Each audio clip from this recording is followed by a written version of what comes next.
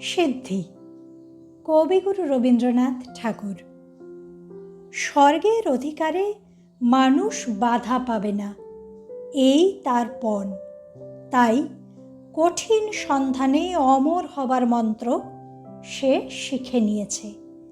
এখন একলা বনের মধ্যে সেই মন্ত্র সে সাধনা করে। বনের ধারে ছিল এক কাঠকুড়নি মেয়ে। সে মাঝে মাঝে আঁচল করে তার জন্যে ফল নিয়ে আসে, আর পাতার পাত্রে আনে ঝর্ণার জল। ক্রমে তপস্যা এত কঠোর হলো যে ফল সে আর ছোঁয় না, পাখিতে এসে ঠুকরে খেয়ে যায়। আরও কিছুদিন গেল, তখন ঝর্ণার জল পাতার পাত্রেই শুকিয়ে যায়, মুখে ওঠে না। কাঠকুড়নি মেয়ে বলল, এখন আমি কি করব? আমার সেবা যে বৃথা হতে চলল। তারপর থেকে ফুল তুলে সে তপস্বীর পায়ের কাছে রেখে যায়। তপস্বী জানতেও পারে না।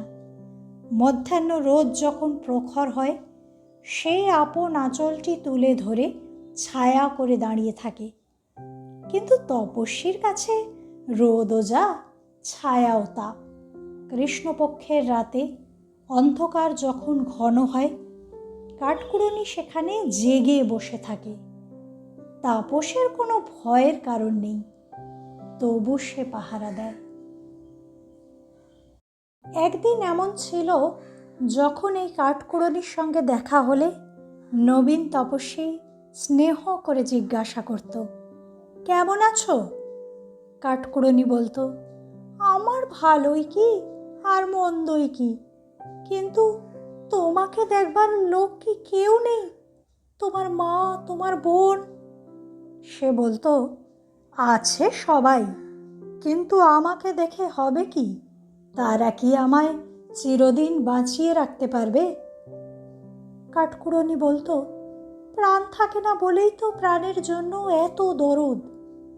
তাপস বলতো, আমি খুঁজি চিরদিন বাঁচবার পথ, মানুষকে আমি অমর করব।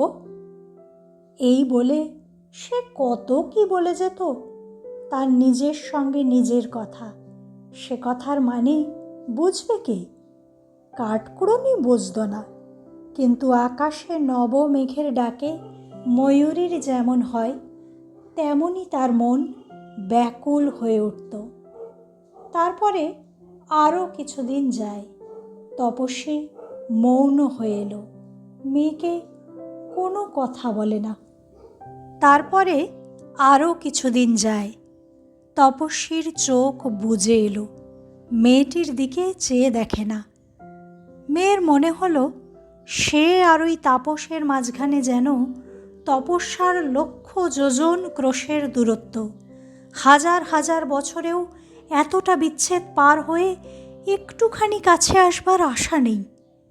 তা নাই বা রইল আশা, তবু ওর কান্না আসে।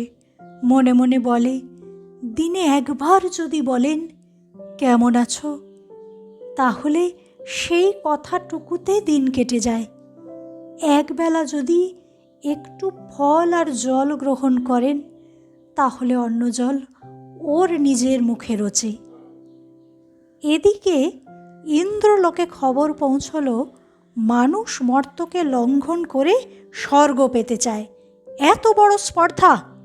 ইন্দ্র প্রকাশ্যে রাগ দেখালেন, গোপনে ভয় পেলেন। বললেন, দৈত্য স্বর্গ জয় করতে চেয়েছিল বাহুবলে, তার সঙ্গে লড়াই চলেছিল। মানুষ স্বর্গ নিতে চায় দুঃখের বলে, তার কাছে কি হার মানতে হবে? মেনকাকে মহেন্দ্র বললেন, যাও তপস্যা ভঙ্গ করোগে। মেনকা বললেন, সুররাজ, স্বর্গের অস্ত্রে মর্তের মানুষকে যদি পরাস্ত করেন, তবে তাতে স্বর্গের পরাভব। মানবের মরণবাণ কি মানবীর হাতে নেই? ইন্দ্র বললেন, সে কথা সত্য।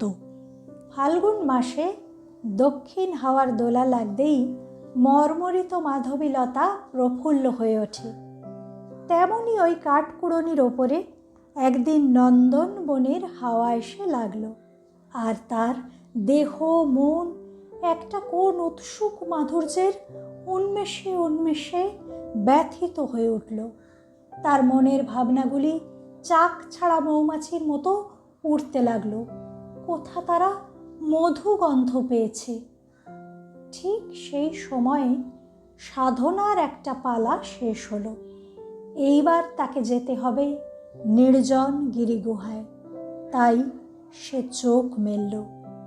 সামনে দেখে সেই কাঠকুড়নি মেয়েটি খোঁপায় পড়েছে একটি অশোকের মঞ্জরি, আর তার গায়ের কাপড়খানি কুসুম্ব ফুলে রং করা। যেন তাকে চেনা যায়, অথচ চেনা যায় না। যেন সে এমন একটি জানা সুর যার পদগুলি মনে পড়ছে না। যেন সে এমন একটি ছবি যা কেবল রেখায় টানা ছিল। চিত্রকর কোন খেয়ালে কখন এক সময় তাতে রং লাগিয়েছে। তাপস আসন ছেড়ে উঠল, বললে, আমি দূর দেশে যাব। কাঠকুড়নি জিজ্ঞাসা করলে, কেন প্রভু? তপস্বী বললে, তপস্যা সম্পূর্ণ করবার জন্যে। কাঠকুড়নি হাত জোর করে বললে, দর্শনের পুণ্য হতে আমাকে বঞ্চিত করবে কেন? তপস্বী আবার আসনে বসল। অনেকক্ষণ ভাবল, আর কিছু বলল না। তার অনুরোধ যেমনি রাখা হলো, অমনি মেয়েটির বুকের এক ধার থেকে আরেক ধারে বারে বারে যেন বজ্রসূচি বিঁধতে লাগলো। সে ভাবলে, আমি অতি সামান্য, তবু আমার কথায় কেন বাধা ঘটবে? সেই রাতে পাতার বিছানায় একলা জেগে বসে তার নিজেকে নিজের ভয় করতে লাগলো। তারপর দিন সকালে সে ফল এনে দাঁড়ালো। তাপস হাত পেতে নিলে। পাতার পাত্রে জল এনে দিতেই তাপস জল পান করলে। সুখে তার মন ভরে উঠল। কিন্তু তারপরেই নদীর ধারে শিরীষ গাছের ছায়ায় তার চোখের জল আর থামতে চায় না। কি ভাবলে কি জানি। পরদিন সকালে কাঠকুড়নি তাপসকে প্রণাম করে বললে, প্রভু, আশীর্বাদ চাই। তপস্বী জিজ্ঞাসা করলে, কেন? মেয়েটি বললে, আমি বহুদূর দেশে যাব। তপস্বী বললে, যাও, তোমার সাধনা সিদ্ধ হোক। একদিন তপস্যা পূর্ণ হলো। ইন্দ্র এসে বললেন, স্বর্গের অধিকার তুমি লাভ করেছ। তপস্বী বললে, তাহলে আর স্বর্গে প্রয়োজন নেই। ইন্দ্র জিজ্ঞাসা করলেন, কি চাও? তপস্বী বললে, ওই বনের কাঠকুড়নিকে।